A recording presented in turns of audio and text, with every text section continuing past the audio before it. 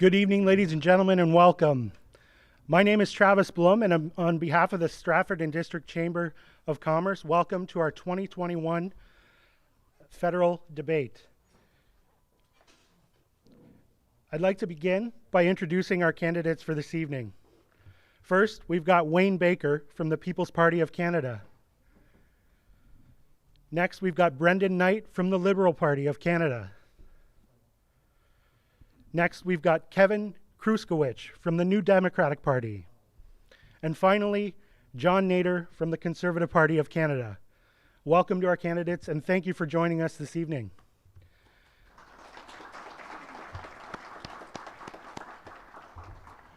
I'd also like to begin this evening by thanking our sponsors, who are also our moderators for this evening. First off, I'd like to thank Orr Insurance and Investments, Fahm & Co. Professional Corp., Vancia Financial Group, and the Huron-Perth Association of Realtors. The Chamber has had a presence in this community since 1860s, when we were first incorporated. It is our mission to be the prominent business organization and to be the voice of business by championing economic prosperity and an exceptional quality of life. In keeping with our history and objective to promote good government and sound legislation at all levels of government, the Chamber is proud to host this all-candidates debate for the federal election. Our goal this evening is to focus our candidates on issues important to the community. We also want to inform voters and promote transparency and accountability among elected officials. This evening, we will be taking written questions from the audience, but we do reserve the right as an organization to review the questions for brevity. It should also be noted that interruptions from the audience will be in no way tolerated this evening. Individuals who we have determined to be disruptive to the debate will be removed from the venue. Please remember, if we run out of time to ask your question, the candidates will be available for one-on-one discussion after the formal debate has concluded. We would also like to welcome Rogers and Whitemans this evening, who will be recording the forum to be broadcast. We're also live on YouTube for the first time ever. Broadcast links will be posted on the Chamber website and Facebook page for those that missed the live broadcast this evening. At this point in time, I'd like to remind everyone that we do require you to keep your masks on during the entirety of the debate, and that we would like to continue with the social distancing we've already been experiencing here this evening. Right now, I'd like to introduce Eddie Matthews, General Manager for the Chamber, who will be the moderator for this evening. Eddie is a well-known and trusted voice in our local community, and we are confident in his ability to once again moderate the debate in a way that is fair and respectful to all of our candidates. Ladies and gentlemen, Eddie Matthews. Thanks, Travis. You want to get rid of your computer? Yeah. You don't want all the answers here? I don't want all the answers on it. Thank you, Travis. Thanks so much. And good evening, ladies and gentlemen. And to see everybody all dressed up, this is the first time in a while. I think my socks and my tie were the things that fit the most. So I appreciate Wayne, Brendan, Kevin, and John for being a part of it this evening. I'm glad you're able to be here with us this evening, and I'll remove this just for this part of it too. And once we start asking questions, and I'll allow you to remove your masks as well too. I'm glad you're able to be here this evening and to brave the elements that we had earlier on. I appreciate not only the candidates sharing their ideas and platforms, but having a live audience here tonight for civil discussion is terrific. And with that, I appreciate everybody being here. I'd like to start the evening off by welcoming the candidates, and we'd like to find out a little bit about each of the candidates, and we'll give each of the gentlemen 2 minutes, and we've got timers around here as well, so I encourage you to respectfully watch what they're doing, and once we run out of time, we'll then move on. We'll give each of these gentlemen 2 minutes, and we'll start in alphabetical order, and we'll start with Wayne from the People's Party of Canada. Wayne Baker. Good evening. My name's Wayne Baker. I'm the Perth-Wellington candidate for the People's Party of Canada. Wayne, if you can get closer to the microphone, please. That better? I was raised on a dairy farm but was forced out of farming by high interest rates in the early 80s. I then chose to enter the real estate world, where I finished as an independent real estate broker in Cambridge and met my wife, Marilyn. During my courtship with Marilyn, I chose to change my career to that of my current career as a tool and die maker. My business is presently located in Arthur, where I also have my residence. Since moving to Arthur, my business has grown, and I've served on the Arthur and District Chamber of Commerce, initially as a director, then as president. I also participated hotly in a hotly contested race for county council. I've always been a conservative with very strong conservative values, such as fiscal responsibility, stable government, freedom of speech, choice of movement, and freedom of speech, choice, movement, and religion. With this comes freedom to own and operate a business with minimal government interference and enjoy the fruits of one's own efforts.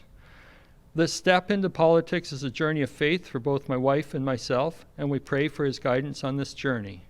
The People's Party of Canada is a human institution subject to human frailties and mistakes, but with God's grace, I believe it can become the leading party of our true north, strong and free. For these reasons, I am part of the People's Party of Canada and believe it is the only national party seeking freedom from oppression with the best interests of the people of Canada at heart, as it is the only party that openly promotes freedom in the truest sense. Thank you for your time and interest this evening. Thank you, Wayne. From the Liberals, Brendan, would you like to give us your bio for 2 minutes, please? I would like to thank the Chamber of Commerce for hosting this event. My name is Brendan Knight. I'm the Liberal candidate from Perth-Wellington. I was born and raised here in Perth County, and I'm raising my kids with my wife Megan here in Stratford. I currently work as an executive assistant for a member of Provincial Parliament in Scarborough. In Scarborough, it was the hotspot of hotspots during the pandemic. And so I learned that strong advocacy and service to the people you elect is important. I advocate on behalf of the MPP for long-term care and healthcare for small businesses and supports for people so they can put food on the table for their family. If I receive the honor of your vote, I would like to bring my experience to my riding here in Perth-Wellington. First, we need to fight against the COVID-19 pandemic and get people vaccinated. Beyond that, I believe this election is about what comes next, putting solutions in place to meet the challenges we currently face. We need affordable daycare in Perth-Wellington so that all parents can fully participate in our post-COVID recovery. We need investments in healthcare and long-term care. We must support our small businesses, especially here in Stratford, when we know that tourism is the last sector to recover from the pandemic, and make home ownership more affordable. This is very much a climate election. It is a choice to either step up or step back. Without a healthy planet, we cannot have a healthy economy or healthy families. It has been a tough year and a half for everyone. We have vaccines to fight COVID and must do what is necessary to support businesses and move forward together through this pandemic. I would be honored to advocate on behalf of Perth-Wellington as your voice in Ottawa. Thank you, and I look forward to your questions. Thank you, Brendan. Kevin, from the NDP, would you like to give us a 2-minute bio on yourself? Thank you, Eddie. Good evening. It's a pleasure to be here. My name is Kevin Kruchkywich. I'm an actor. I'm a handyman. I'm an entrepreneur. Originally, I'm from Southern Alberta, but my wife and I have lived here in Stratford for almost a decade now. Now, I'm up here tonight as your NDP candidate because, quite frankly, I'm tired, as I'm sure a lot of you are. Tired of promises not kept, tired of the work not being done, tired of seeing the very real Canadian value of helping out your neighbor treated as a quaint notion that couldn't possibly be affordable. Well, it's not a quaint notion. It's how we survive, and it's how we will thrive. Now, Jagmeet Singh has a very real plan, and it's based in pragmatic compassion. We will make life more affordable for all Canadians by investing in healthcare, affordable, sustainable housing, and pharmacare. And we will build an economy that works better for more people by providing quality, affordable childcare, making employment insurance and accessible job training work for you, and supporting small businesses like the one my wife owns down on York Street.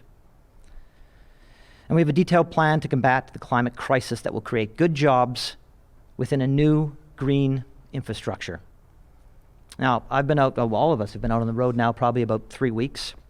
We've been talking with folks in Perth-Wellington, and I think we can all agree that one thing is clear. They want change. They really do. And I believe that change is the NDP. Thank you.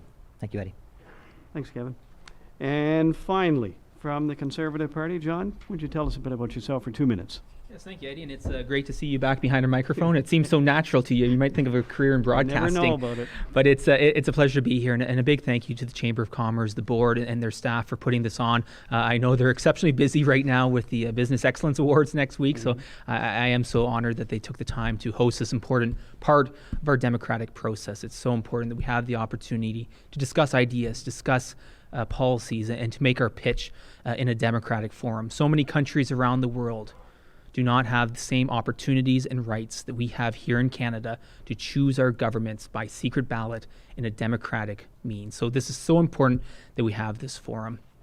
These past 18 months have been exceptionally hard for so many Canadians, especially right here in Perth-Wellington. This has literally been ground zero for the tourism, hospitality industry, the accommodation sector, and the impact that the pandemic has had on these sectors has been beyond words so often. So I was so proud when Aaron O'Toole released her platform on the first full day of the campaign that he addressed so many of the issues that we face here in Perth-Wellington. The small business concerns, the need for rural broadband in every single household across Perth-Wellington and across Canada, the importance of acknowledging that we are in a housing crisis, that the cost and affordability of housing, the cost of living has gone up, addressing those issues, and support for seniors. Seniors who built this country, seniors who've worked hard all their lives and now want to live in dignity in their retirement years, and support for those who are living with disabilities, who have often felt challenges in addressing the needs of our society. And finally, rural tourism is a key component within our platform. This is an opportunity where we can not only expand but thrive here in Perth-Wellington. So again, my name is John Nader. I'm honored to be the Conservative candidate here in Perth-Wellington, and on September 20th, I ask for your support. Thank you. Thank you, gentlemen. We're going to get into the question portion of the debate. What we're going to do is I'll ask the first question, and we'll be going to the People's Party of Canada. We'll allow Brendan to respond, and then we'll open it up to debate. So, Wayne, we're going to ask you this question. You have 1 minute to respond. Brendan, you'll have a minute as a follow-up, and then we will open it up to debate and then move down the road that way. The national policies that are set impact all of us, definitely the business community. It's been a matter of survival that has made the past year so difficult for the businesses around this area. Businesses are looking for leadership at a local level, and what's going to happen in the next coming months is going to be crucial, if not years for that matter too. Wayne, what would your party do to help small business recover? That's a really good question. I'm a small business owner. Small business is critical to our economy, critical to our well-being, and critical to our recovery. There is one commonality amongst small businesses, at least based on my experience. We function best without government in our face. We really need to open the economy up, open up opportunity, and get government's interference out of our lives or out of our businesses. So that's what the People's Party of Canada would promote is a freer, more open marketplace. Brendan, you've got 1 minute to respond. Well, I was happy to see that one of the first And if you can get announcements. closer to the microphone too, please.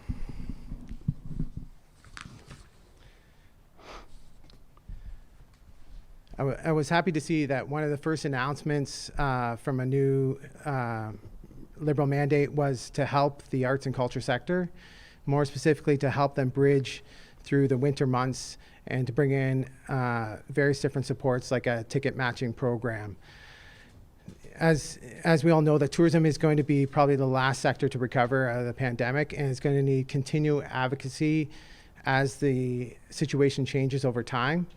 But businesses themselves are going to need to help bringing back their workforce, help to mitigate the costs that they put forward in COVID. And the Liberal Party has been there throughout the pandemic to provide a suite of supports. And I think local advocacy for local area is going to be crucial in order for our area to get through and thrive post-COVID. Okay. We'll open it up for debate. John or Kevin, if you'd like to respond and get involved in the debate as well.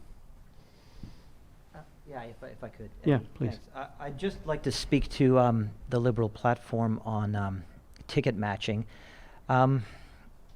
I guess as an artist myself, I find programs like that sometimes challenging, a top-down approach that would put the money into the building and not into the people, not into the artists. We have a very large artistic community in this area, and they have been struggling, and if not for the NDP forcing the Liberals to increase the benefits to get us all through, they may not still be in this community. So those supports need to start with the people first, I believe, and not a bureaucratic program that will put the money into the buildings.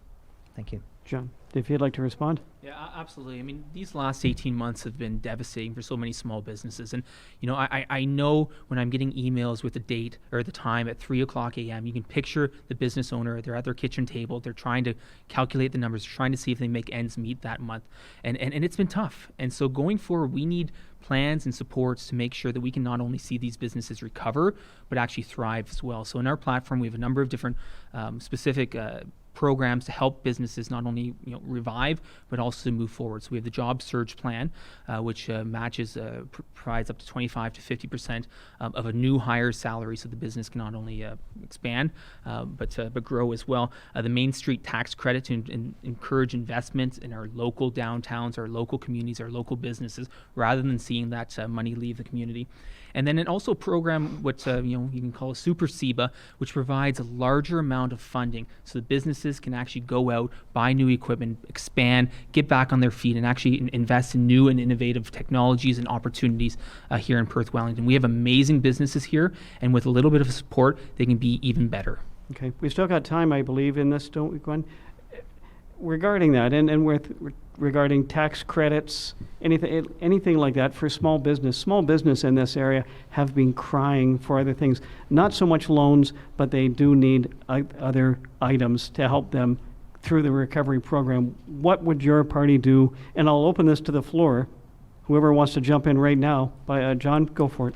Yeah, absolutely. So part of the Super SEBA has a $50,000 non-refundable component. So that's basically a grant then, which is a huge opportunity. The other thing I want to point out too is what's missed so much in the last 18 months has been the new and new-ish businesses that have been completely left out of government support programs. I've raised this issue time and time again with government ministers on the floor of the House of Commons. Those who had the misfortune of opening literally during the first days of the pandemic have been completely left out of these support programs, and we've advocated for that. Okay. And I'm glad that the programs 15 we seconds have if anybody include that. else would like to respond. I think beyond the supports that we need to continue to give to our small businesses, we need to look at the larger issue. We have jobs here. We have a lot of jobs in this community. What we don't have is enough housing for those workers. We can't get them here if we don't have a place to put them, and the Okay. NDP has a very large and comprehensive plan to do Okay. just that. Thanks, Kevin. And please jump in whenever you feel the need. We do have a few minutes remaining. Second debate question, we'll toss this to our Conservative candidate. We'll give it to you for 1 minute to respond. And then, Kevin, if you'd like to respond on the backside of that.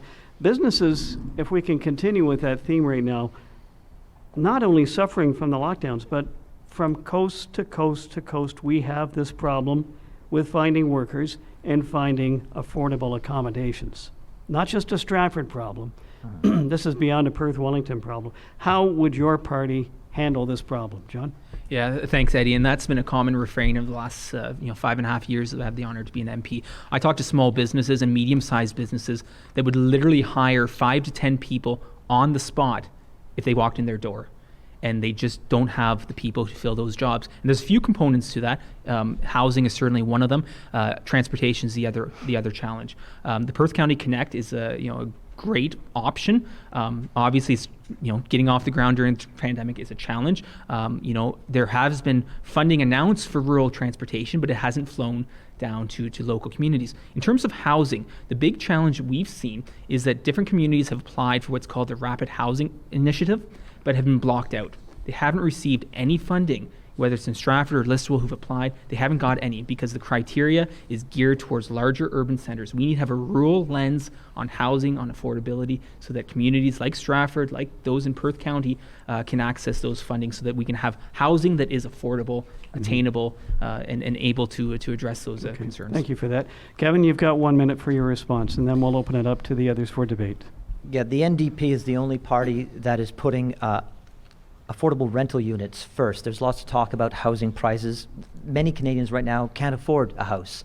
The NDP plans to build 500,000 units in the next 10 years, 250,000 of those in the next 5. Those are affordable, sustainable housing units, rental properties that young families can step into and save money in the good jobs they're working here, and then invest that money later into their homes. We also plan to subsidize some of those struggling families with a $5,000 rent subsidy.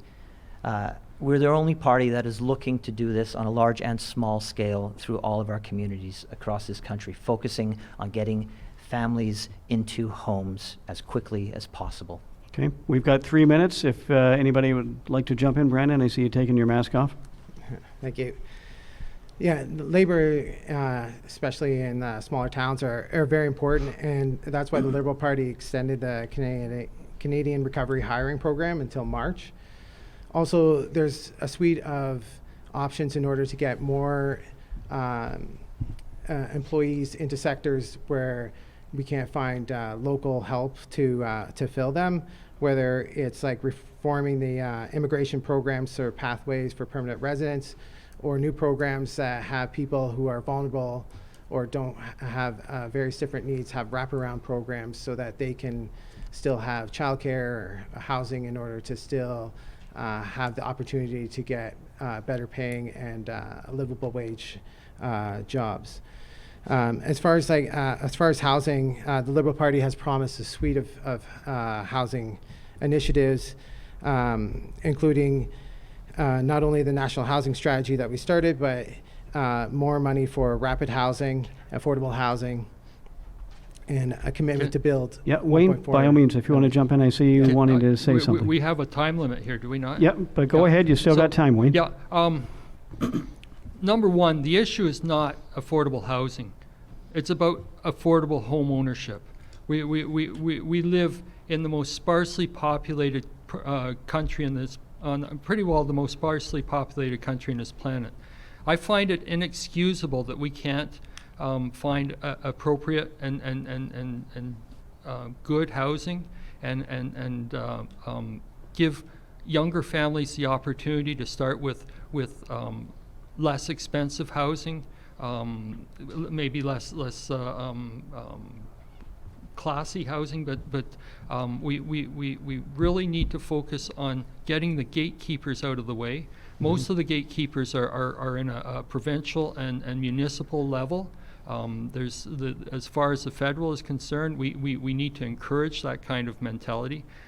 We have a lot of marginal land. I'm not for developing farmland. We need our farmland for. Yeah, Brendan, I know you wanted to jump in as well. Yeah, I agree. There needs to be more opportunities for young people to get into housing, and that's why we're putting forward like a tax-free savings account for people under 40 to save up to $40,000 for a new home. But saving when the price of housing is going way beyond a family's ability to save, then that's really a useless option. Yeah. to have And a if there's no, business. if there's no supply, then Brendan, then there's no point in saving. We need to increase the amount of homes we have for people. Having them put money away for it, how does that work if there isn't a supply? If there isn't homes for them to rent or to buy? Yeah, and that's why there's a commitment to 1.4 new buildings and renovated buildings, money for multi-generational homes. And Brendan, then I'm going to cut you address the off there. We're going to home come back buyers to that when we've got more time for open debate on this sort of thing, too. Our third question, we'll give it to our NDP candidate here this evening, and then Brendan, we'll let you respond for 1 minute afterwards. Kevin, since we're talking about housing, housing supply issues have a significant impact on long-term housing affordability. What can the federal government do to help with supply of housing? And if elected, would your government be willing to work with provincial, with territorial, municipal governments to address affordability? Thanks, Eddie. Yeah, absolutely. I mean, that's a pillar of our platform. The NDP is about having conversations and partnerships. Our biggest pillar is affordable, sustainable housing. As I said, 500,000 affordable units in the next 10 years. The government is going to waive the federal HST on the construction of new affordable units to encourage those builds. We want to increase for new home buyers to a 30-year mortgage. We want to reintroduce a 30-year term, which will make your payments more affordable. Double the home buyer's tax credit to $10,000. We also want to introduce models for mortgages for co-ownership, which has been a challenge for people trying to do that, but we can do multi-generational, and even groups of friends, young people in their 20s, 4 or 5 of them can co-own a home together, build equity, and then when they start to have their own families, they can move out. We also want to present some fast start funds for co-ops and social housing, so groups can get together and begin to build those kinds of communities within Perth-Wellington. Thanks, Kevin. Brendan, you've got a minute to respond, and then we'll open it up to debate. Yeah, it's a challenging topic, and that's why I think one policy is not going to be the silver bullet. And so I mentioned a few, but even a homes buyer's bill of rights, where blind bidding is no longer be permitted, and that you have a right to home inspection, so that prices aren't bid up out of control. You know, the rent to own program to bring forward, so that as people are paying for their place to live, they can build up equity. But there's also a growing homelessness problem that needs also to be addressed as well, not just through the affordable home program, but a real focus on the contributing factors to people in homelessness, and that's why we put forward an advocate to address those issues specifically with new Okay, thank you, programs. Brendan. I know John wanted to respond, and then if Wayne, you want to jump in as well, but the floor is open. We'll open this up for a 3-minute debate. Thanks, Eddie. And I do want to agree with something that Mr. Kruchkywich said about supply issues. That is one of the major concerns. There's simply not enough housing being built or being renovated to address the needs of Canadians. And so that's a major issue. So we need incentives to have purpose-built homes and rental units as well. Mr. Kevin's, I'm going to call you Kevin. I hope you don't mind. That's fine, John. Kevin's absolutely right. You need the rental units as well. So we do have parts of our platform, including with capital gains, to incentivize purpose-built rental units, especially in rural communities like ours, where you need those rental units for some of the jobs. We also need to fix a stress test for mortgages, and we need to look at where we can use federal land that's already existing for housing that is affordable and affordable housing, both sides of things, because Canadians need a place to live and they need a place to grow. Wayne? Yeah, something that we're not addressing. I went through this when I was younger and earning less income. I was fortunate enough to find an older lady that had a home that was more than she could handle. She was a widow, and there were 3 gentlemen lived in her house, and I was one of whom. And she boarded us. And it was really, it was a win-win for the older lady, and it was a win-win for the boarders. We need to bring that back to our culture, that kind of mentality where there's a lot of older people rattling around in their own home by themselves or couples. I know I spent Saturday with a gentleman that opened his home up to boarders, and it works well. Okay, So- Kevin, I know you wanted to respond. Yeah, I just wanted to speak to something John had said about federal lands. The Conservatives have said 15% of Crown land will be used, but it'll be presented to private developers. I think we've seen this before. I don't know where the checks and balances are to encourage affordability. We've seen promises of affordability, but we're giving away Crown land to private developers. If we're doing the Crown land idea, why not develop the lots and then make the lots available to young families and let them build themselves, let them learn the value of their own home and build their equity with that. Okay, John, we've got about 15 seconds left. Very quickly, at the end of the day, I don't think very many people want to see the government in the real estate business. That is not the business that the government ought to be in. We have experts in the real estate industry who can do that. We have we can put in strict regulatory approaches and work it that way. But no one wants to see the government as the developer, and I see the yellow card. Yeah. So we want to give the land away to private developers then? We'll That's be the- given that's the that approach? market value within the marketplace. Right, with any sort of checks and balances on affordability? Absolutely. No, yeah. Okay. Fourth question that we've got before we get to questions from the floor. And my friends, please, we've got runners around here. They're going to be taking your questions. We'll also be getting stuff from our YouTube followers as well, anybody that's watching it online. But any questions you have, please raise your hand and we'll make sure that we get a paper over to you as well. We'll throw this over to Brendan and Wayne to respond afterwards. Brendan,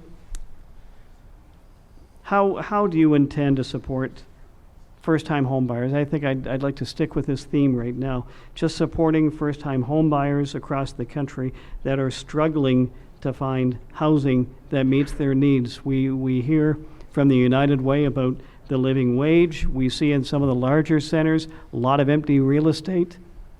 People are sitting on that sort of thing. And do we need to bring back rent controls when we see rents in this area that are, I know it's supply and demand, but is that something we need to look at? Brendan. Yeah, I think, like I mentioned before, I think it's going to take a multiple amount of things in order for younger people to enter in the market, especially as it's readjusting post-COVID. But so, depending on what an individual or couple situation is, the rent-to-own program can provide an opportunity for them to put equity into their home while they're renting. The tax-free savings account, but also working the federal government working directly with municipalities to build more affordable housing, more available housing, and renovation of existing areas will increase the opportunity for young people to enter into the market. Okay. Wayne, give you Yeah. a minute to respond. The real estate market has traditionally, up until the gatekeepers got in the way, has traditionally gone through a cycle where the market accelerates, it peaks, it falls, it accelerates, it peaks, it falls, and it keeps everything in range with people's incomes and people's ability to buy and sell houses. It keeps the market fairly robust and evenly distributed amongst the first-time home buyers and the secondary and tertiary buyers. But what's happened in the last 30 years is we've got these gatekeepers that have come in and they've stopped development or slowed development down to the point where the demand is far exceeding the supply. And we need to get these gatekeepers out of the way. Unfortunately, it's not a federal issue. It's a provincial and municipal issue. Okay.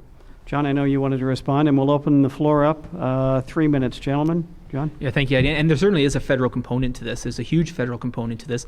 First of all, there needs to be a full-scale investigation, especially in the larger urban centers, the Vancouvers, the Torontos, the Montreals of the world, where money laundering has driven up the real estate market. There's also the challenge of speculative purchasing by foreign non-residents in Canada who purchase properties for the speculation value of it. And so those properties are off the market, but they're driving up the price and they're reducing the supply. And we're seeing that here. I know there's some realtors in the room who've seen the outflow from larger urban centers driving up some of the prices here. So that's a huge component that the federal government has a role to play. Also on the mortgage side of things, fixing the stress test so that a young homeowner isn't locked into a single lender when they go to renew the mortgage because of the stress test. That was something that was changed in the early part of Mr. Trudeau's first mandate, and it's still having an impact now. Finally, very quickly, CMHC. CMHC is charging far more fees than they need to, and it's going back into the government coffers. So it's basically a tax on mortgages, a tax on home ownership to the tune of over $4 billion that was more taken than needed by the CMHC and ended up in government coffers rather than back to the homeowners who paid in. And so those are some of the issues at the federal level. There's certainly an area for them to play. Okay. Kevin, I saw you writing some stuff down. What have you got? Yeah, I mean, I think the component that's missing, there's some points being made, but the component that's missing is that we have an entire section of the population that gets forgotten within these discussions. We're talking about home ownership, and that's very important. But we have a vulnerable section of society that we need to get into homes now. So we need to support that, I believe, first. That's all I wanted to say. I just didn't want to forget the fact that we have young families, young people struggling, and we don't have the supply. We don't have a place for them to live. So do we increase wages? Is that one of the NDP platforms? It is one of the NDP platforms to provide a living wage to people. Mm-hmm. That needs to begin so we can start to try to balance this out. If we put pressures on that, if we add rental units, we're going to put pressures on the housing market. That's going to bring that down eventually over time, but that's going to take time. So we need the rental units first, and we need to up the living wage. And we need to reduce the cost of living. Pharmacare will reduce a family's cost of living $550 on average, $550. And that's big for any family. Okay, John, you wanted to respond? Yeah, I just want to follow up on a couple of the points, and I agree with Kevin on some of this. Housing is important. Housing is exceptionally important, not just on having a roof over your head, but affecting so many things beyond that. The health of the residents is so much improved. The ability to seek employment, the ability to seek training, the ability to seek mental health services, all of that is affected by the ability to have a roof over one's head. I see the yellow card is up because I could go on with this, but I thank you for that. Thank you. And we are now going to look at some of the questions that have been submitted from the audience, and we'll open it up for debate. And we'll throw this open to anyone right now. This one is, and if it is directed, I'll certainly direct it to the individual candidate. With the economic uncertainty past few years, first-time home buyers are finding it more and more difficult. So once again, we're going back to this issue again. Affordable housing outside of the major urban centers due to competitive demand. What will you do to ensure home buyers, such as young adults like me, that will have access to affordable housing in our smaller communities? And I know that you put Stratford and surrounding areas, but let's face it, we've got people that are retiring from Toronto, they're coming here, and they're bumping up the real estate in this area. But yeah, if you're a young home buyer, I'm hearing of youngsters that are going into the first-time home market, and they're having to spend $700,000 now. John, you just had your hand up. Yeah, thank you, Eddie. I mean, for curiosity's sake, I often go on realtor.ca to see what's out there. And last time I checked, in my hometown of Mitchell, there was one house for sale. One house for sale in the entire town of Mitchell. And that's not unusual for other smaller communities as well. There's very few, and when they're on the market, they get sold quick. And again, it goes back to the ability to have a unit, have the option there. It goes back to supply, going back to having enough options there. And it does go to working with different communities and getting out some of the blockages. I know of different developments that have been tied up Right. through the LPAT process provincially. Yeah. Anybody else? Brendan? I think it's important to level the playing field with the Home Builders Bill of Rights. Then with no more blind bidding, you have an idea of what you can afford and what is listed, and not find out that you're outbidded by an astronomical amount. There's also establishing like an anti-flipping tax, so that you're going up against people who are actually buying the residence for their primary residence. Yeah. Wayne, did you have anything to add? Yeah, I'd like to add that we need to start thinking outside the box. I know for a lot of years, mobile homes and mobile home parks were a reality in our province. Powers that be have decided that that's not an appropriate form of housing anymore. And yet, in terms of affordability, I think it's a phenomenal option for young families and young people trying to get into the market. Absolutely. Kevin, you wanted to respond? Yeah, I think we need to look at options, especially for young families. Co-housing, we want to present a model for mortgages to be able to co-house. It's much more common in urban center, but I think it translates well to our smaller communities where families, generations, or groups of friends can get together. And we have big, beautiful houses in this region, gorgeous old brick houses that can house 10 people in it. You get a group together, it becomes affordable in that way. So we need to start looking at that, retrofitting some of the homes we have, some that are sitting empty, some that have been used by speculators for co-housing options. Okay. Going to go to John, Wayne, and then Brendan. That'll wrap up this question. And very quickly, the Liberal plan is, anti-flipping and blind bidding, banning those things. But the challenge that the Liberal platform had when they did that is they didn't consult. They didn't consult with the real estate industry about how that would impact them. And they didn't consult with their own candidates, or else they would have realized that one of their Vancouver candidates was making millions off of flipping houses in his riding. So they really failed to actually talk to the people who are experts in this field, talking to people who are actually living this on a day-to-day basis and who have ideas. And again, going back to to housing that's affordable and affordable housing, we have to go back and look at a rural lens at these government programs to ensure that they're tuned to smaller rural communities and not the one-size-fit-all, which we saw us completely blanked out at the recent funding announcements because our communities don't meet those criteria. Wayne? Yeah, just a little criticism for Kevin's idea about co-ownership. I think potentially it could have merit, but we're all individuals. We tend to like our own space, and it can create a lot more problems and issues than it can actually solve. And not only that, but like John said earlier, there's only one house in Mitchell for sale, so we can't really incorporate that idea if the inventory isn't there to use. Yeah. Brendan, we'll give you the final word here. I think also affording a house is a greater affordability issue, and so coming out of post-secondary, you usually have your student loans you have to consider. You have children, you have to consider how much childcare is going to be, and factor that in, and how you can pay for a down payment, how you can pay for monthly costs and getting by. And I think that's why it's important to address not only just housing, but the things around housing, like affordable childcare, $10 a day childcare, eliminating the interest on student loans, and helping students finance and pay their loans off faster. Yeah. It's interesting. I saw a TV commercial today. Apparently, we're running out of real estate agents. You can now go and take a program on how to become a real estate agent now. So, good conversation on that, gentlemen. Next question. We all know we've got some of the richest soil in Ontario, if not Canada, around here. A good deal of Perth-Wellington is agricultural. We are losing valuable farmland to urban growth.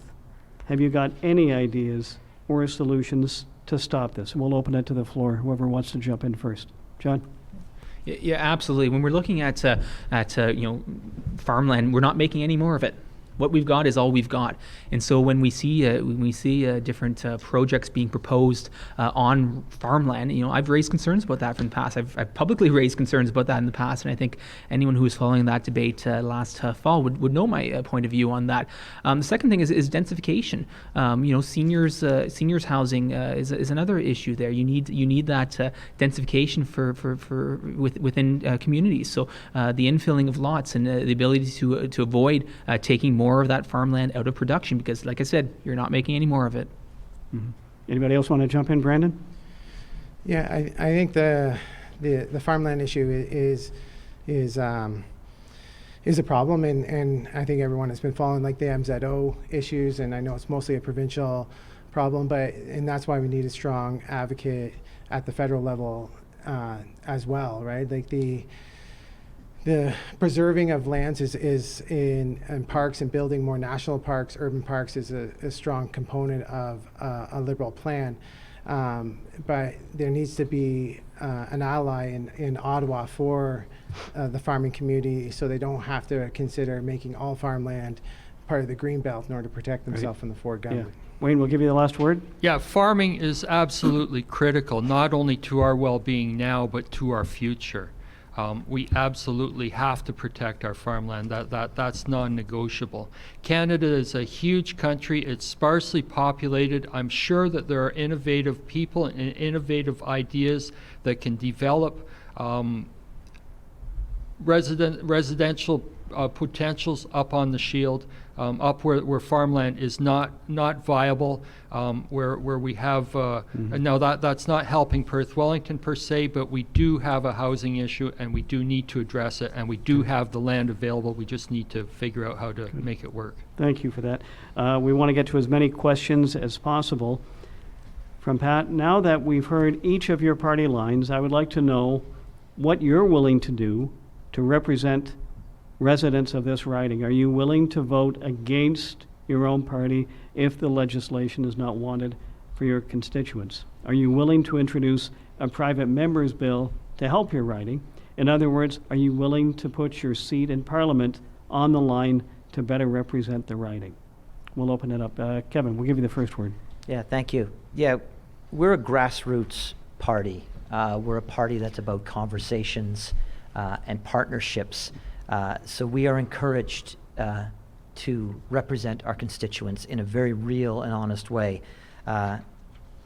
We won't need to toe the party line. What we'll need to do is protect the people in our constituency, and that's my commitment to Pat and to everyone out there.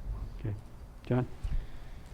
I would say look at my voting record. There have been times where I've voted with the majority in my party, and there's times I've voted against my own party. In fact, there's once I voted on an NDP bill and was one of only a handful of Conservatives who voted in favor of it. And I never once felt the pressure of my own party or of my party whip for voting that way. The fact of the matter is at the end of the day, if it's a good policy for Perth-Wellington, it's a good policy for Perth-Wellington, and that's my first and last loyalty is the people in this room and the people across Perth-Wellington that I'm honored to serve. Okay. Brandon?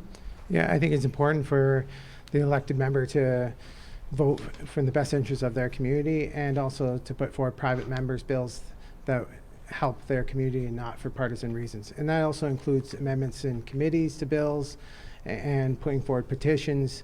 Any form of legislative tool should be used to best put forward the issues of the community. Okay. And I pledge Wayne? to do that. Yes, I like that question. There's certain aspects, according to my understanding of Parliament, there are certain aspects where we might have to be whipped into place, especially when it comes to budgetary issues or issues that could affect government itself. But when it comes to more open issues, I would definitely stand in favor of issues that affect Perth-Wellington, especially if they affect Perth-Wellington favorably. I would stand up for the riding as a whole, yes. Okay. You better, Kevin? Yeah. Okay. I want to get to other questions here, and you knew this one was going to come up. Vaccine passports. Do we need it? Anybody want to start open with this one? Yeah, I'd love to jump in.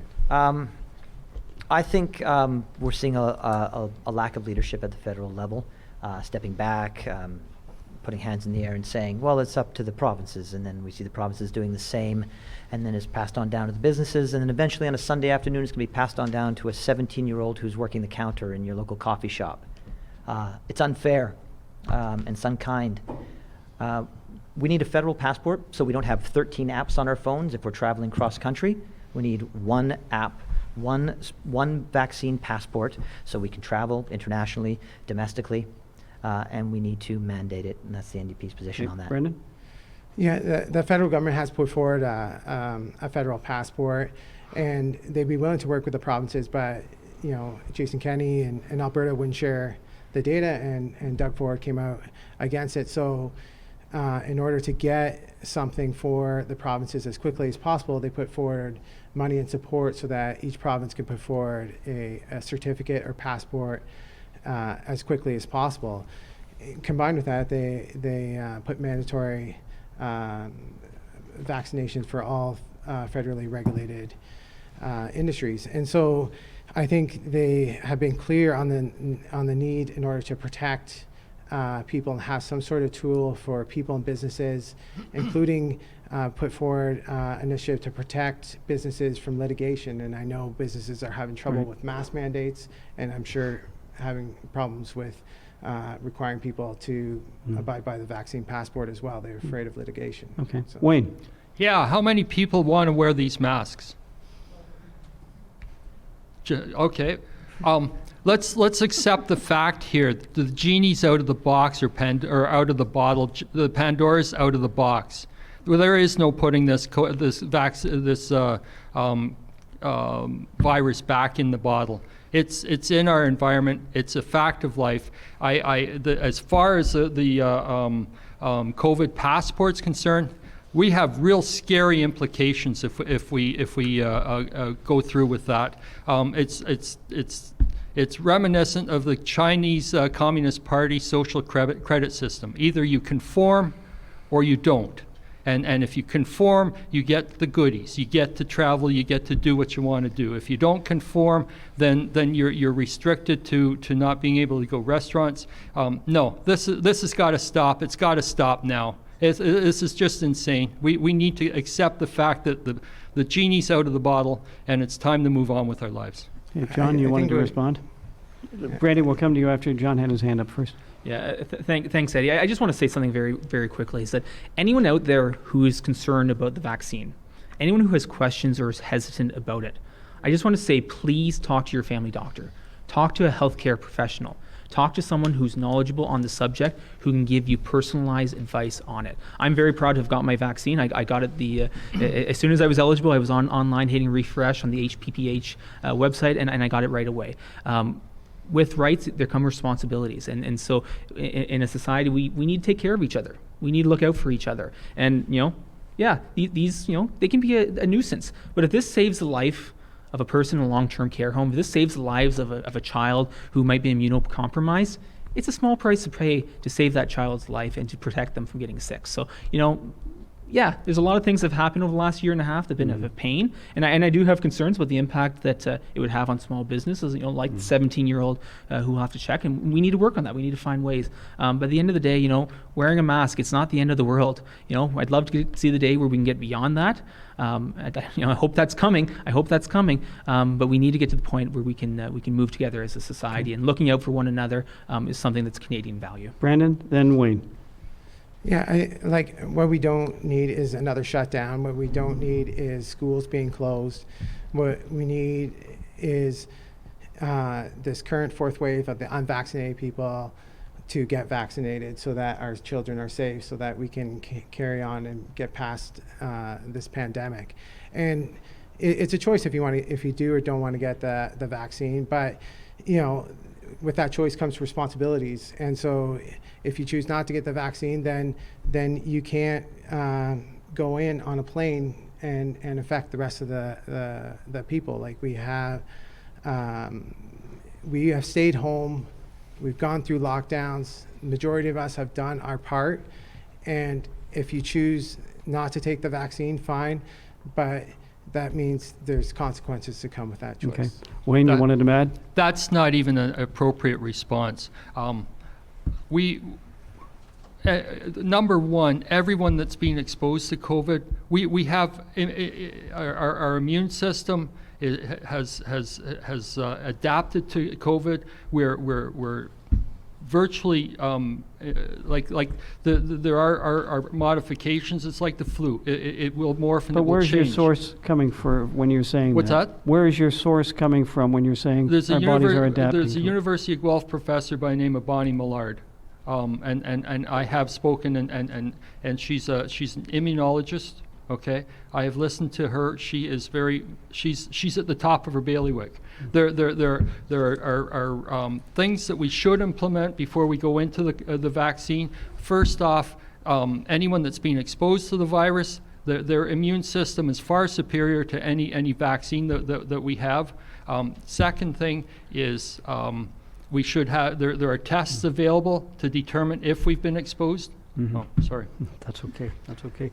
Another question here. To the Liberal candidate, why are we having this election in the middle of a health emergency? Brendan. Yeah, I know I get this question at the door as well. And, the federal government has acquired enough vaccination for everyone.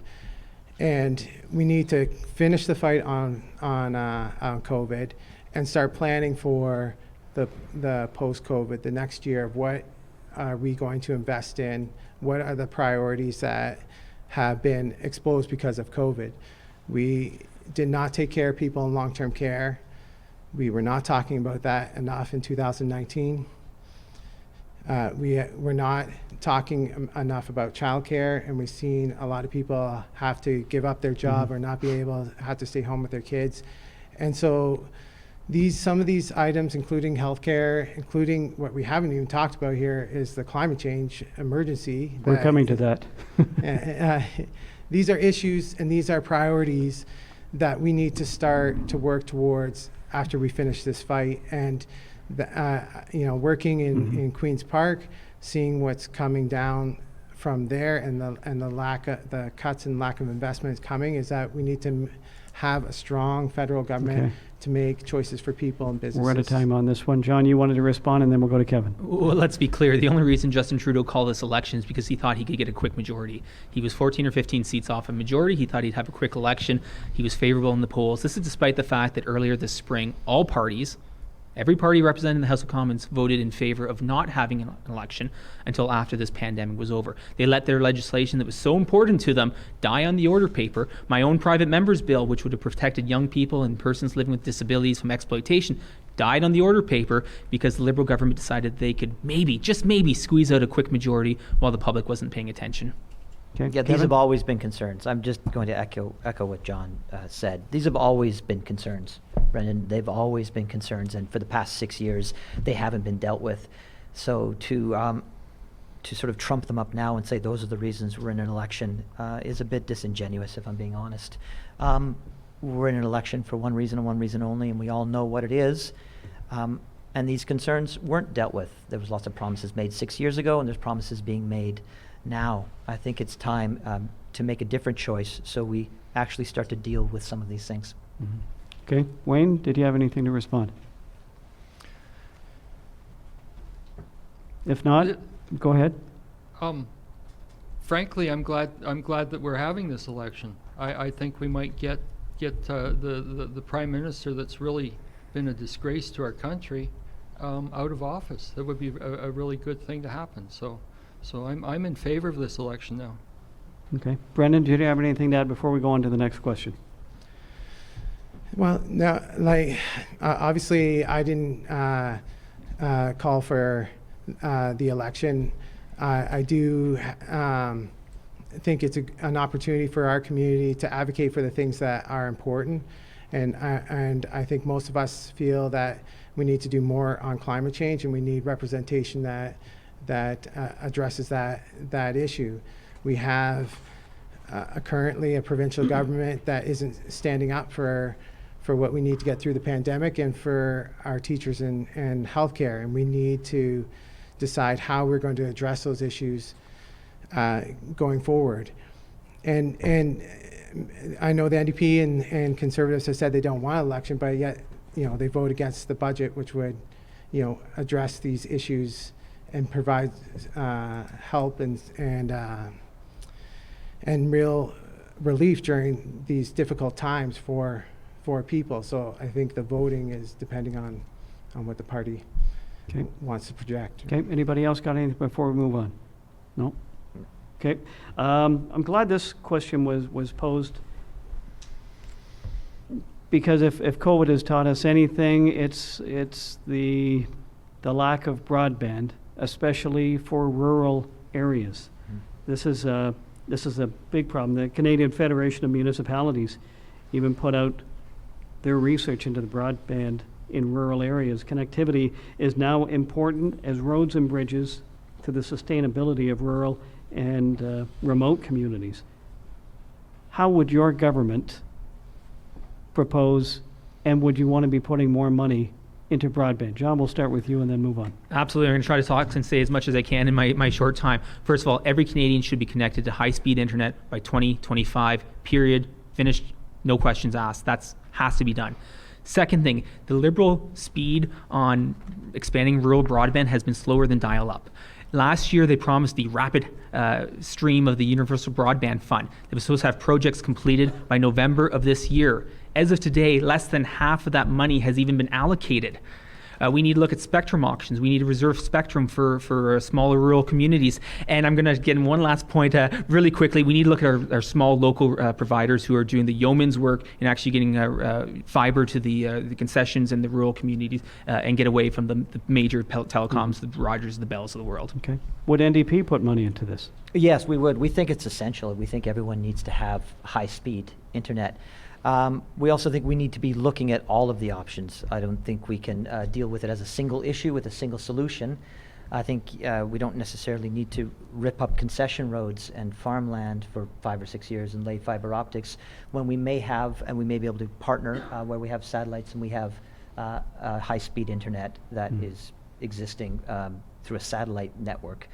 We also want to create a crown corporation that's going to fill in those gaps, because we've seen the patchwork approach and we've seen the other parties ask big telecom nicely to please get high-speed internet to these rural areas, and they haven't, and they won't. So we need something larger and something more effective, which would be a crown corporation that would implement these changes. Brendan, is this something the Liberals have looked at?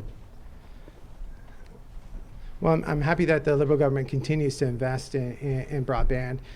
But as a member from a rural community, I would like to bring forward some other issues to be addressed by the federal government, including funding for the last mile to have businesses hooked up. But one issue that I think gets missed by all parties is just the affordability of the service itself. There's people that have access now to broadband or to high speed, but can't afford to pay for it. And so I would like to, as a member of Perth-Wellington, bring that issue forward in the next government mandate. Okay. Anybody else?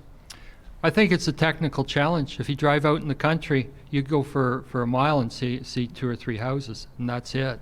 In town, it's pretty easy to concentrate the service. I honestly think Elon Musk has the answer with his satellites. And I think that's probably the direction we need to go, is to maybe take advantage of the service that he will eventually be able to offer. Okay. John, and then we'll go to Kevin. Yeah, very briefly, on the low Earth orbit satellites through Elon Musk or through Telesat, it fills in gaps.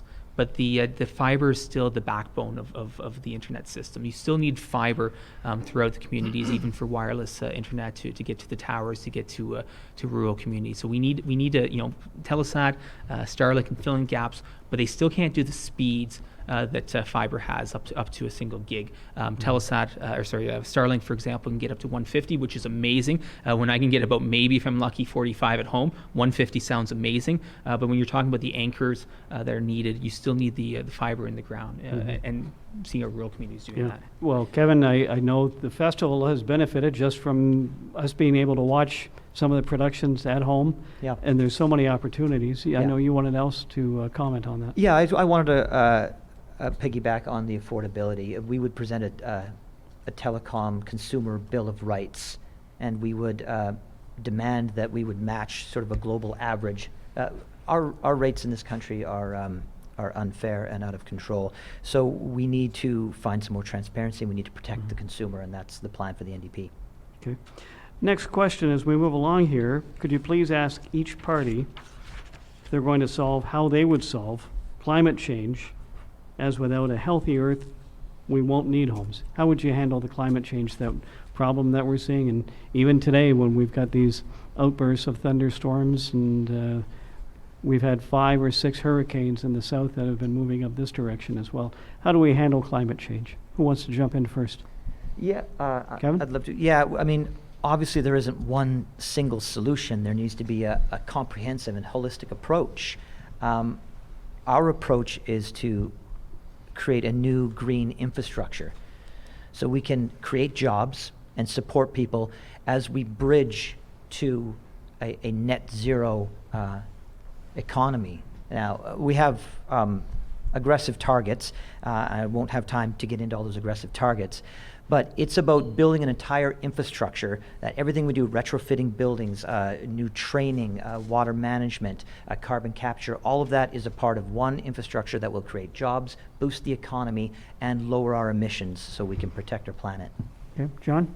Yeah, thanks, Eddie, and a few different things. And obviously, our full platform is online. But to highlight a few things, and something that I think is relevant locally, is the role that our agricultural community already plays in terms of the environment, in sequestering and capturing carbon. It's benefiting, the environment. So let's reward the farmers and the farm families who are already doing that work. Looking at the broader scale, across the country, major industrial emitters. That's where a major focus has to be. And in one of our parts of our platform is to crack down on those major industrial emissions. Also putting infrastructure funding into water wastewater projects and working internationally to make sure that whatever we do is in concert with our international colleagues. Okay, thank you. And Brendan, you wanted to jump in. I saw you writing some stuff down. Yeah. I think Canada needs to continue to be a leader, especially going into G20 and COP26 later on this year. And that's what really the biggest issue at this election is if we have an option to continue on with the price on carbon, to bring forward new initiatives like eliminating coal and exporting coal, to net zero vehicles, and the list goes on and on. But if we go a different path, we go back a decade in targets, and then we have to start all over again. Okay.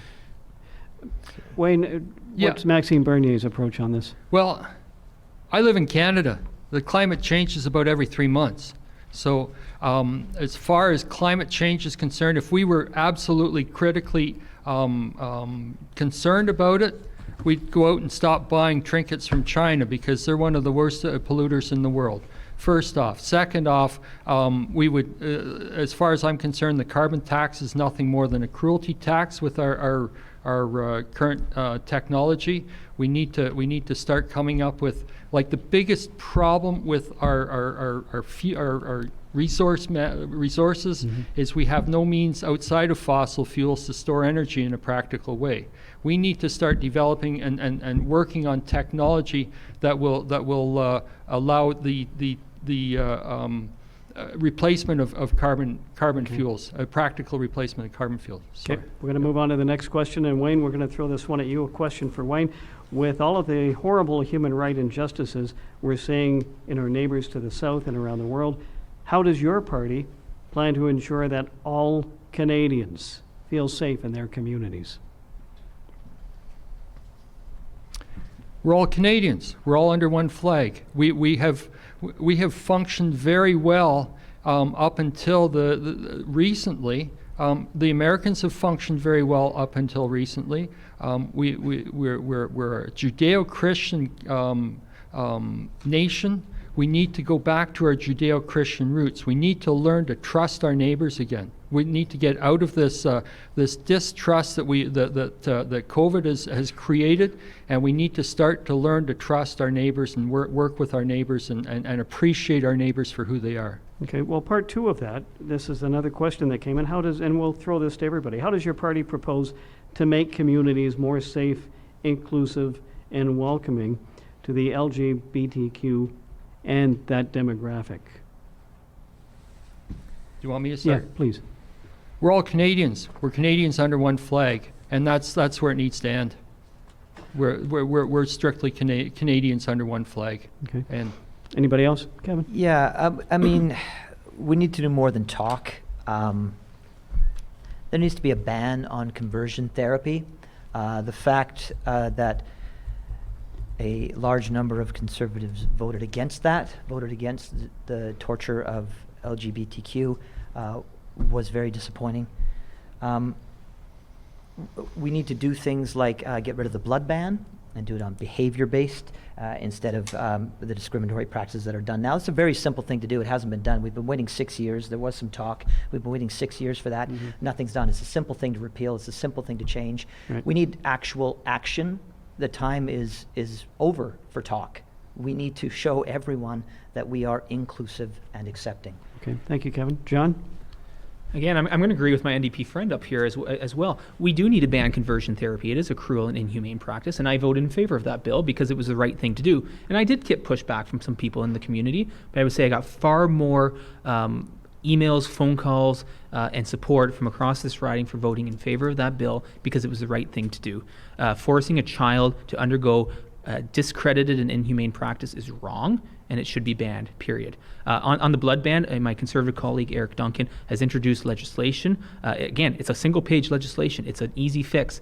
Again, because of the dissolution of Parliament in this election, that piece of legislation has been killed because of the election, and it won't Okay. be moving forward. Kevin, you wanted to respond? Yeah, I just need to know how you can reconcile yourself voting the way you did with your party that did not vote that way. So you are a bannerman for your party, and so I just do need to know, even just personally, how you can reconcile yourself to that. Yeah, absolutely. We had a free vote on that issue. Each member of Parliament we talked about free votes earlier today. Each member of Parliament was able to vote their conscience on that. There were some concerns within Parliament, within members, about how the definition was worded. My point of view is that definition, if it is problematic, it can be fixed down the road. That was my point of view, and that's why I voted in favor of that bill, because it was the right thing to do, and it's a practice that's been discredited. The medical community has long discredited this practice, and it's the right thing to do to ban it. Brendan, did you want to respond? I would just agree with Kevin, both on the two issues and in the concern of a possible Conservative government, and when the government is in power, which way their vote. I think the community needs to know that their member and their government will stand strong on all these important issues, whether they're ones that are harmful to the community or just ones that will provide support for them, and whether it be over their service organizations so that they can express and advocate for the issues that are important to them. Okay. Wayne, you had a response? yeah, the concern I have is we're undermining parental authority, and we're undermining our family institution with this legislation. I think that's something a parent knows better than Big Brother or the state. I think that's where that kind of intervention needs to be left, is in the hands of the parents, and we need to look at the unintended consequences. Yeah, it's good sound bites that it's a cruel and inhumane thing to do, but I'm not aware of any parents, any sane parents, or any parents that have any semblance of care for their children, and most parents I know are well, pretty well every parent I know wants the best for their children. Mm-hmm. So to have the state invade a family and take the rights away from parents just because it sounds good that it's cruel and inhumane, that's wrong. That's terribly wrong. Okay. John, we'll give you the final word before we get to the next question. Very briefly to the Liberals, if this bill was so important that they thought this was an absolute priority, why did they call election and have it die on the order paper? That's exactly what happened. It was in the Senate. It was within days of being passed, but instead of actually passing it, they called an election to use it as a political wedge issue. No person, no human being should be used as a political wedge issue on something important as that. Okay. Would you give? Yeah, You're well, okay? I think if it was so important to the Conservative government, they wouldn't have stalled it in the Senate, had advocated, fundraised off it. Like they wouldn't have put so much effort to make sure that it wouldn't pass before the Senate rose for the summer. So. Okay. We'll throw this out. Actually, Brendan, we'll start with you on this one, and then we'll work across the table. How is your party planning to implement the new national long-term care standards, including specified staff resident ratios based on hours of care per day? So, like, as I mentioned before, like I work for a provincial member, and this was an extremely difficult topic or issue throughout the pandemic. Very tragic and very sad and hard to deal with the homes and the people that just felt powerless and angry over what we allowed happen in these homes.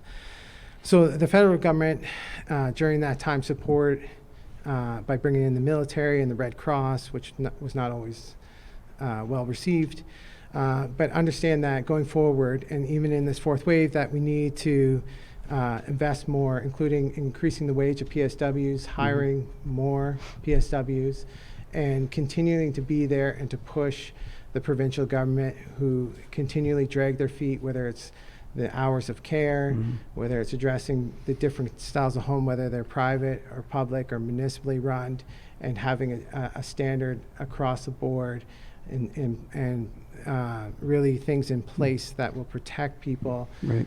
going into these homes. Yeah. Kevin, you wanted to respond to that. Yeah, I mean, this is one of those foundational issues that sort of patchwork approach of solving a few symptoms isn't going to do it.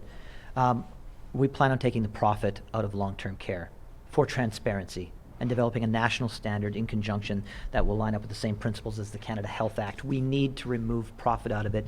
We need to take care of our vulnerable citizens, and it is time that we step in and do that. Spend $5 billion on long-term care systems to get them up to a standard that we all agree, and that can be regulated and will be transparent, so we can begin the care there at the foundation. Okay.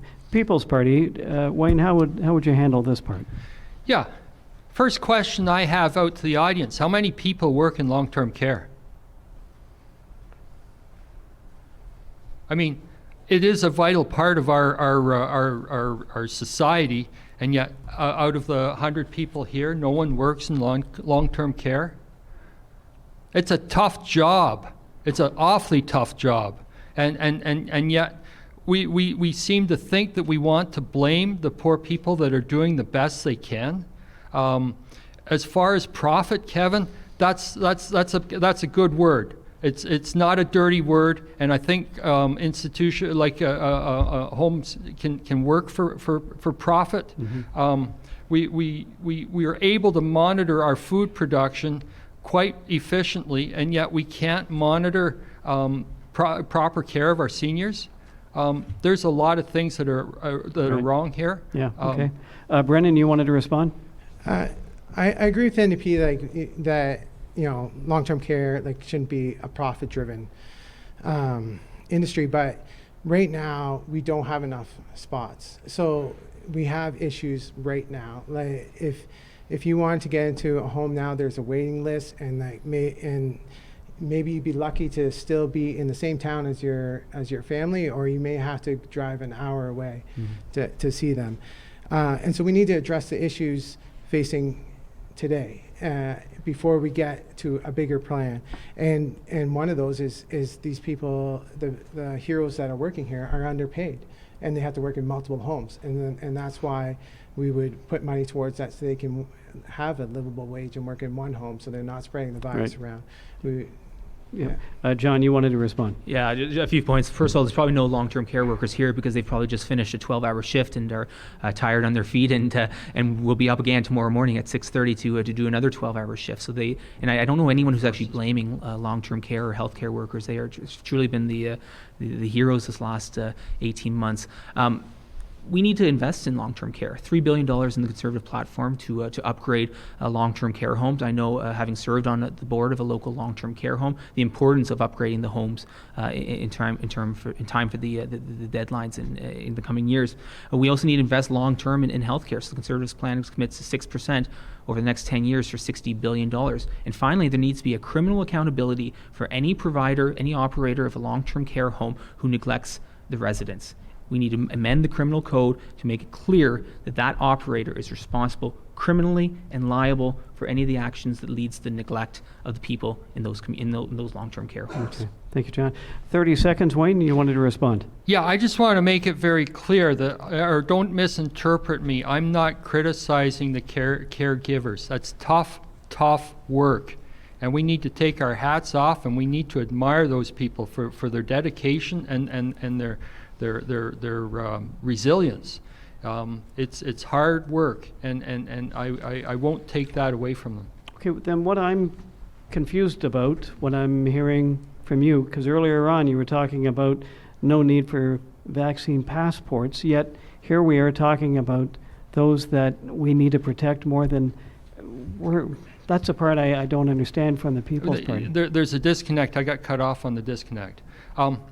Number one, anyone that's been exposed to the COVID-19 virus, their immune system is adapted. That's the idea of vaccines, is to give us the means to protect ourselves while relying on our immune system. Okay, so those people, number one, should be exempt from a vaccine passport because or vaccines period, because they don't need it. Yeah, but how do we know though? Because anybody could be asymptomatic. We were able to test and find out who had it. I know the health department has issued letters to friends of mine that had it. That letter stated that they no longer needed to worry about contracting the disease because they've already had it. So I mean, we have a track. We know who's had the disease. So they should, number one, be exempt. Number two, there's a test available that allows us to test ourselves or be tested as to whether or not we've been exposed to this virus. If we've been exposed to it, we have the antibodies in our system that are far superior than we can get from a vaccine. And number three, anyone that hasn't been exposed, that becomes a conversation between them and their healthcare professional. Kevin? I think I just like to speak that I didn't really want to get personal, but I think some of this talk is a bit dangerous. I contracted it last spring. I was in and out of the hospital twice. I developed pneumonia. It was probably the worst health issue I've ever gone through in my life. I'm a healthy guy. I do not wish it on anyone. I will wear a mask as long as it takes. I will take the vaccine to make sure that my grandparents, that your grandparents, that anyone never comes in contact with it. It's not a flu, and it's a dangerous virus, and I think we need to be very careful about how we are speaking about it. Yeah. I think we need to take care of each other. It's not hard. It's just the right thing to do. Okay, Brandon?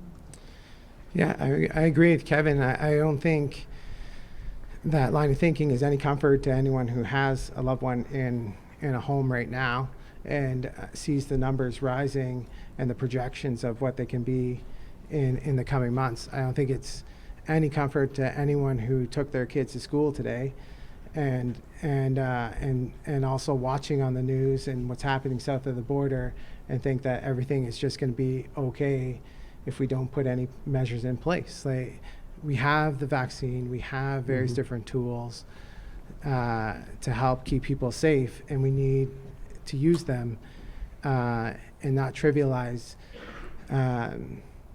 people's suffering, as Kevin has just described one case of many many in this Okay. country. Well, I want to get through a few more questions, and time is pressing, and then we'll be getting the last few questions, and then we'll get to the closing remarks from our candidates. Can the candidates explain, and we'll start with John on this one, can the candidates explain how they will improve access to childcare?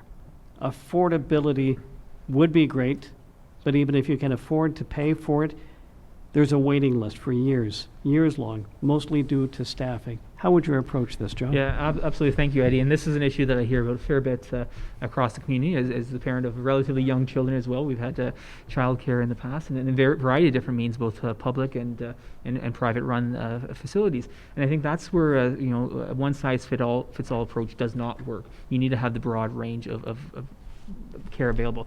Conservative platform will make it a refundable tax credit so that lowest income families are the most helped by it. So 75% refunded for any low income family, the lowest income family who are looking for childcare. That's the first aspect of it, and making sure that they're the ones who are most looked after. Right. Kevin? Yeah, I mean, refunds sound good, but if there's no spots, if there's no childcare center near your home or in your small town, refunds don't do anything for us. We want to provide relief to reopen the nonprofit child care centers that have closed, as well as support new nonprofit child care centers opening, so we have a more balance. We have enough spots for families who are looking for it. That's our push, is to make sure we have enough availability. The $10 a day childcare is something we've pushed for many, many years, and it's something we always will push for. But right now, we are really looking at making sure we can get children into the childcare. Right. Brandon, the Liberal approach to it. Yeah, I think maybe most people have heard that the Liberal government has made essentially $10 a day daycare agreements with almost all the provinces, and there's still a few holdouts. But this is an important issue, not only an economic driving issue, women's issue, parental issue, but an issue that we debated and fought over in 2006 when we had an agreement, and then it was thrown away. And so the Liberal government would like to bring in a $10 a day daycare, but within 5 years or less, depending on the agreement for the province, reduce fees by 50% by next year, and provide supports for families so that they can work fully potentially at their careers and have options. It's also about creating spaces, not just even the affordability. Yeah. Okay. We'll come back to that. I just want to get the PPC approach to this question. Well, I find it interesting that childcare has become an issue after the state got involved. I know when my daughter was young, we sent, like, she went to a friend that had 5 children, and she just became number 6, and she was part of their family for an extended period of time. There are really good mothers who want to stay at home and look after their children, and they're willing to look after other children in order to offset their income, and also to help other families out. I think we need to open that back up. Okay, John? Just a couple points. Fathers and mothers, I should add. There are many fathers who also take equal parenting responsibilities, and I think we should. I'm talking about stay-at-home moms or stay-at-home dads. Stay-at-home dads as well. Yeah. Absolutely. We should be encouraging all families to take equal parenting responsibilities and make it work for how their families operate. Each family is unique, and each family is different. We shouldn't be stigmatizing or stereotyping what any individual family may be. I just want to very briefly comment on the Liberal plan. They see this plan as so important. This is the 8th or 9th election they promised it, going back to 1997. You have to think as well, if this was such a priority for them, why would they call an election and put their plan in jeopardy? Why wouldn't they rather actually try to implement their plan rather than going to an election, an unneeded election? Okay, Brandon, we'll let you respond, and then we'll move on to the next question. Brandon? Well, I think it's one of the factors in the election, right? We have Conservative governments holding out, even though most of the parents would want the option to have affordable childcare, would like to not have to budget the cost of childcare, that is competitive of what they pay for a house payment each month, and so that's one of the things on the ballot. Like, if there's a mandate to put forward affordable, reliable childcare system, the people here in Perth-Wellington, the people in Canada can vote for that option. Okay. A couple more before we get to the final round. Where's the money going to be coming from for business? For business grants and personal handouts, where's that going to come from? Would taxes increase for the individual or the businesses, or is there another idea? We'll start with the NDP approach. I think we're probably all aware that we want to tax the upper echelon. We want to tax the ultra wealthy. We want to make sure that they are paying their fair share. We're going to introduce a COVID-19 profit tax. We think there were some big loopholes in some of the subsidies, fine subsidies, big loopholes, 15% tax to roll back some of that money that some of those corporations took away. We're going to increase the capital gains inclusion rate to 75%. So speculation, your non-primary home, there'll be more taxes off of that. Brandon, what's the Liberal approach? Well, the Liberals have released their platform that's fully costed, and the only party to do so to show where exactly the priorities are and the spending and revenues will come from. So, with that,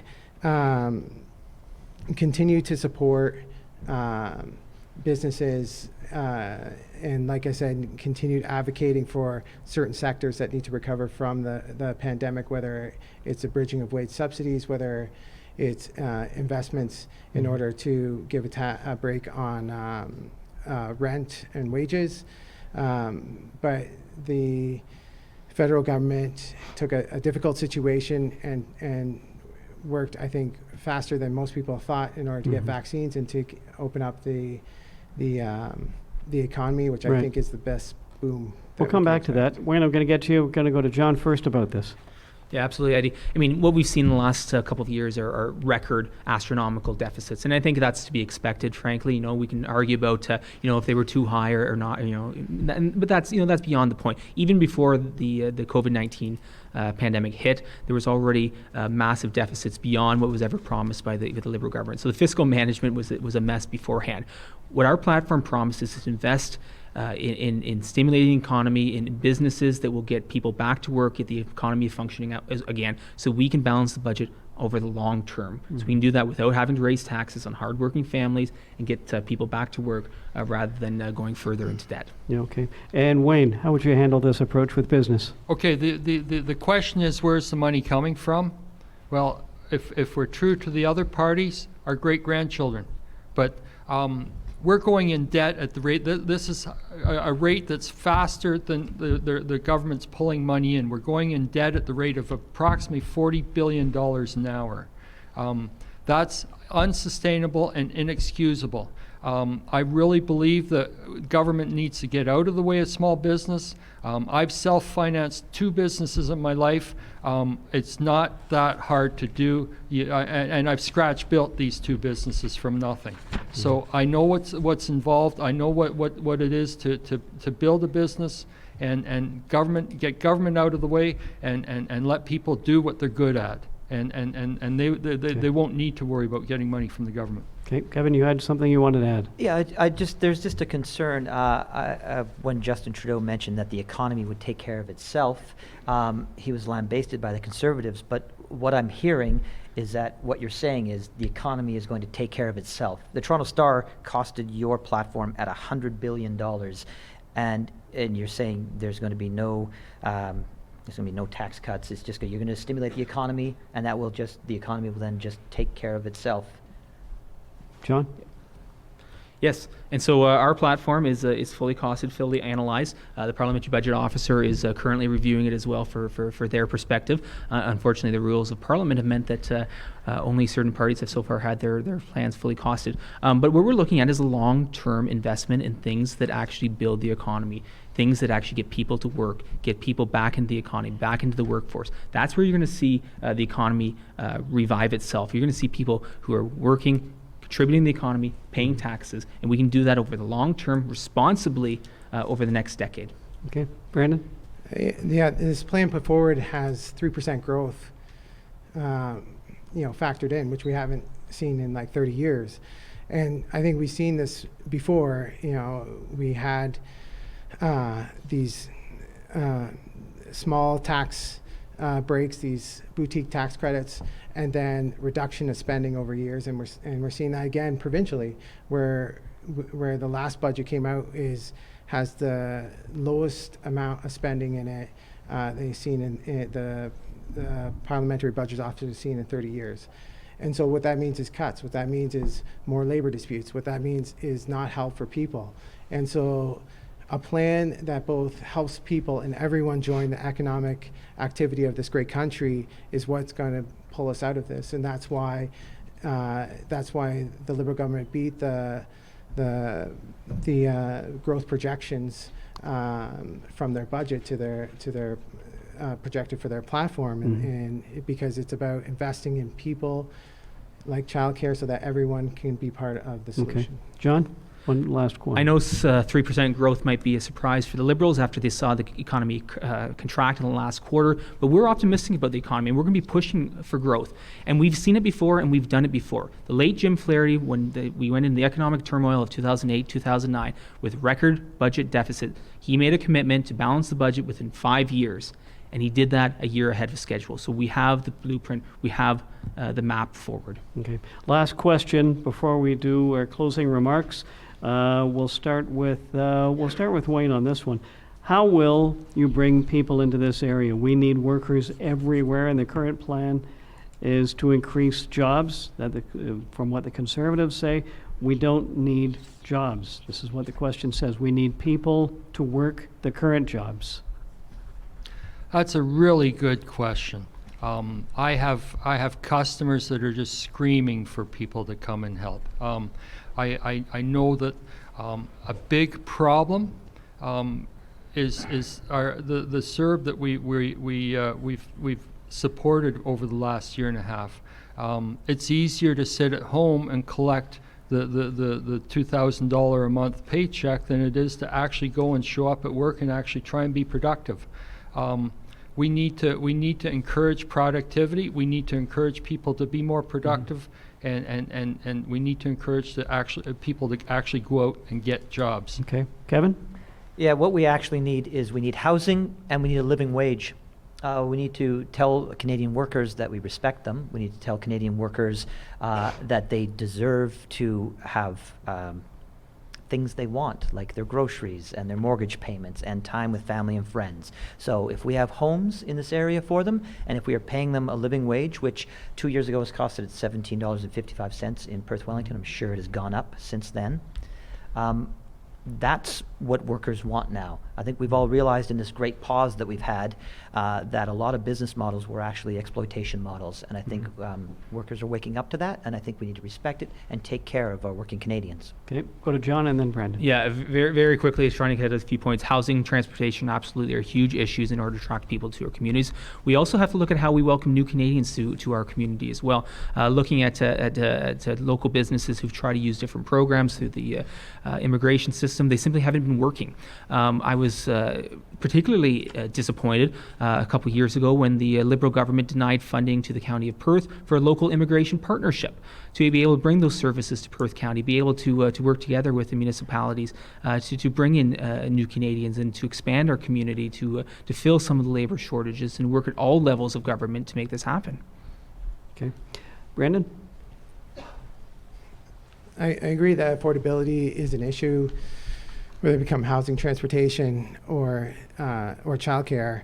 But there is some initiatives Liberal has put forward, is like reforming the immigration programs to expand pathways for permanent residents, building on the economic mobility pathway project to bring in 2,000 refugees to fill labor shortages in healthcare, and the wraparound project solution project that I mentioned before, to have expanded services so that people can go to where the good jobs are, which we have many in this region. Okay. Anybody else want to respond before we do closing comments? Okay. No one? Then why don't we'll start at the far end. Wayne, we'll give you 2 minutes if you would like to do just your closing comments, what you would like to tell people that may not have been addressed so far. 2 minutes. My grandparents fought and died in a war. They sacrificed, they stepped out and they were willing to sacrifice their lives, their freedom and their well-being. And they left a legacy that, for me, their kids sort of suffered the aftermath of the war, but the legacy that was left for me was absolutely amazing. And what we need to think about in the aftermath of this COVID is we need to think about what kind of legacy are we leaving for our grandchildren, our children and our grandchildren. Because right now, I'm ashamed to think that we are leaving a terrible, terrible legacy, a legacy of over $1 trillion in debt to our children and our grandchildren. We're leaving a legacy of unsustainably high housing costs. We're leaving a legacy of fear and of intimidation. We need to stand up, and we need to be bold. We need to assert our courage, and we need to move on with our lives. We need to leave a legacy for our grandkids we can be proud of. And right now, I'm not very proud of the legacy we're leaving. Thank you. Thank you, Wayne. Thank you. The Liberals, closing comment. Brendan, you've got 2 minutes. I would like to thank the Chamber of Commerce and all of you for the great evening. I didn't go to the University of Waterloo to become a politician. I studied environmental studies and worked in toxicology labs studying wastewater and freshwater contaminants. But while working at Environment Canada, the timing coincided with Harper cuts to environmental protections, including monitoring water contamination remediation sites on Indigenous lands and legacy industrial sites. The Conservative cuts to environmental protection led me here today. When government make harmful choices that have lasting effects on the environment, our children's future is at risk, and people here in small communities need to stand up. I believe that the government and members of Parliament job is to serve the constituents and advocate for their issues. I believe this election in Perth-Wellington is about choosing a representative that best reflects their interests. We need to end the fight against COVID-19 to protect our children and the economy, make life more affordable for housing and childcare, support small businesses so we can fully recover from this pandemic. The majority of people in Canada and Perth-Wellington want action on climate change, and they want action now. I agree with them. We need to maintain the progress that the Liberals have made and go farther and faster. In the past, our representatives have voted against climate change again and again, and that needs to change. I grew up here. I'm proud to raise my family here. I would be honored to serve as your advocate for the community and in the riding. On September 20th, I ask for your support. Vote for change in Perth-Wellington. Thank you. Thanks, Brendan. From the New Democrats, Kevin, you've got 2 minutes. Thank you. I'd like to thank my colleagues, you, Eddie, and the Chamber of Commerce for this evening. We all know this quote: the definition of insanity is doing the same thing over and over and expecting a different result. For 154 years, two parties have swapped the leadership of this country back and forth until finally we find ourselves here. I'm a working class guy. My dad hauled cattle for a living. My mom worked for the school board. I've waterproofed houses in Vancouver, worked at a bookstore in Montreal. I've helped train executive MBAs at Ivy. I've redone kitchens and bathrooms in some of the prettiest homes here in Stratford. And I've worked on some of the largest and also some of the smallest theaters in Canada. I'm self-employed. My wife has a small boutique, who's trying to get a foothold in this community, and we used to be able to get by and have time for our family and our friends. But now, here where we find ourselves after years of inaction by our government, we are legitimately struggling, as I know a lot of you are. Life is not affordable. And working Canadians aren't falling through the cracks. No, the foundation they are standing on, that they've been told is solid, is crumbling under their feet. The only party that will roll up their sleeves and get to work at that foundational level is the NDP.